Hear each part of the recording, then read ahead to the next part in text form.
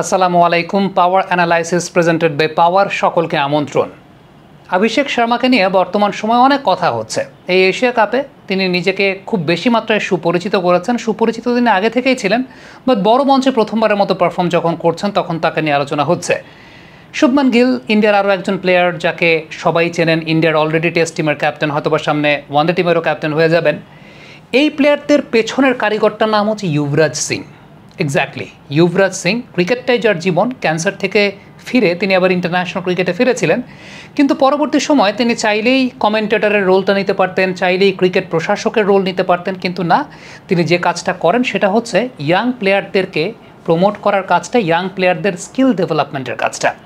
আপনি গুগলে গিয়ে যদি সার্চ দেন Yuvraj Singh centre of excellence, তাহলে আপনি একটা ওয়েবসাইট পাবেন, যে ওয়েবসাইটটা যুবরাজ সিংয়ের একাডেমির ওয়েবসাইট। এবং এই জায়গায় আপনি খুব অবাক করা কয়েকটা বিষয় খেয়াল করে দেখবেন। 112 জন সার্টিফাইড কোচ এখন পর্যন্ত, আজকের দিনে এই ভিডিওটা যতক্ষণ পর্যন্ত শ্যুট করছি আমি, 112 জন সার্টিফাইড কোচ এটার সঙ্গে জড়িত আছেন। এবং কী কী মডিউলে কাজ করা হয়, এখানে কাস্টমাইজড মডিউল দেওয়া হয় প্রত্যেক প্লেয়ারের জন্য, হ্যান্ডস অন অ্যাপ্রোচ দেওয়া হয়, ইন ডেপথ অ্যানালাইসিস করা হয়, লাইফস্টাইল গাইডেন্স দেওয়া হয়, ট্রিটমেন্ট এবং ট্রেনিং দেওয়া হয়, এবং সেশনস এবং টেস্ট নেওয়া হয়, এবং আন্তর্জাতিক এক্সপোজারও দেওয়া হয়। অর্থাৎ একটা ধারাবাহিক প্রক্রিয়ার মাধ্যমে প্লেয়ারদেরকে হেল্প করা হয়। খুব উল্লেখযোগ্য বিষয়, অভিষেক শর্মা, শুভমান গিল, মলপ্রীত সিং এবং প্রভসিমরন সিং, এই চারজন ক্রিকেটারকে 2023 সালে যুবরাজ সিং বলেছিলেন যে বেটা তোরা আয়, এসে আমার একাডেমিতে তোরা আমার সাথে অফ সিজনে 1 মাস থাক, অফ সিজনে তোরা আমার সঙ্গে 1 মাস থাকবি, সব কিছু চেঞ্জ করে দেবো। এই যে যুবরাজ সিং কনফিডেন্সের সঙ্গে বলেছিলেন, তাদের প্রত্যেকের যুবরাজ সিংয়ের প্রতি সেই কনফিডেন্সটাও ছিল।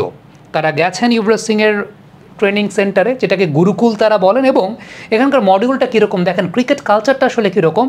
প্রতিদিন সকালে অলরেডি কিন্তু এই প্লেয়াররা IPL ডেবু করে ফেলেছেন, অলরেডি শুভমান গিল ইন্টারন্যাশনাল ক্রিকেটে এক্সপোজড। তাদেরকে প্রতিদিন সকালে একটা করে লিস্ট ধরিয়ে দিতেন যে আজকের দিনে আমরা কী কী করব, আজকের দিনে আমরা কী কী করবো, কী খেতে পারবো, কী খেতে পারবো না, ডিসিপ্লিন কী থাকবে আজকের দিনের, কী থাকতে পারবে না। তারা যে কাজটা করতেন, সকালবেলা ফিটনেস এবং তারপরে স্কিল ট্রেনিং যুবরাজ সিং নিজে করাতেন, তাদের একদম hands on hand skill training করাতেন। সন্ধ্যার পরে যুবরাজ সিংয়ের রুমে হোম থিয়েটার সিস্টেমে তাদের ব্যাটিংয়ের ভিডিওগুলো প্লে করে করে ধরে ধরে ধরে ধরে যুবরাজ সিং তাদের সঙ্গে কাজ করতেন। চিন্তা করে দেখেন ক্রিকেট কালচারটা কাকে বলা হয়। এই যে অভিষেক শর্মা আজকে যাকে দেখছেন এসেই পারফর্ম করেন, তাদের ওই লেভেলের মডিউলটা চিন্তা করেন যে সকালবেলা তারা স্কিল ক্যাম্প করতেন, তারা ফিটনেস ক্যাম্প করতেন, সন্ধ্যার সময় গিয়ে তারা হোম থিয়েটার সিস্টেমে টোটাল টেলিভিশন বের করে তারা সেই জায়গাটা ধরে ধরে ধরে ধরে কাজগুলো করতেন। বাবা, এত এনার্জি কই পাও? এই পাওয়ার চুমুকে অ্যাকশন। আজকে ইন্ডিয়াতে আপনি চিন্তা করেন যে শ্রেয়াস আয়ার যদি না থাকে কোনো সমস্যা নাই, তাদের বলতে হয় না শ্রেয়াস আয়ার নাই দেখে আজকে ম্যাচ জিতি নাই, তাদের বলতে হয় না যে জসপ্রীত বুমরা আজকে খেলেন নাই দেখে আজকে ম্যাচ জিতি নাই। বিষয়টা কিন্তু সেরকম না।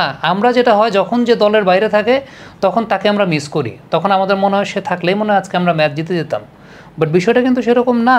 আপনার ইন্টারন্যাশনাল ক্রিকেট যারা খেলে তাদেরকে ওই লেভেলের প্রিপেয়ার্ড হয়ে আসতে হবে, তাদের প্রিপারেশনটা ওই লেভেলের থাকবে।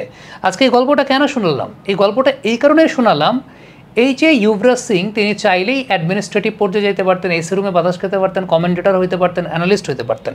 তিনি কি করেছেন, তিনি একদম রুট লেভেলের ক্রিকেটারদেরকে নিয়ে কাজ করেন, মজা পান তিনি মজা পান। এবং এই যে সিস্টেমটা রুট লেভেলে, তো আমাদের দেশেও অনেক কোচেরা কাজ করেন বা আমাদের দেশেও কাজ হয়, কিন্তু এই যে সিস্টেমটা, একজন ইন্ডিভিজুয়াল প্লেয়ারকে এই সময় দেওয়াটা, সকালবেলা এটা করবে, রাত্রেবেলা তাদেরকে নিয়ে ভিডিও অ্যানালাইসিসে বসবে।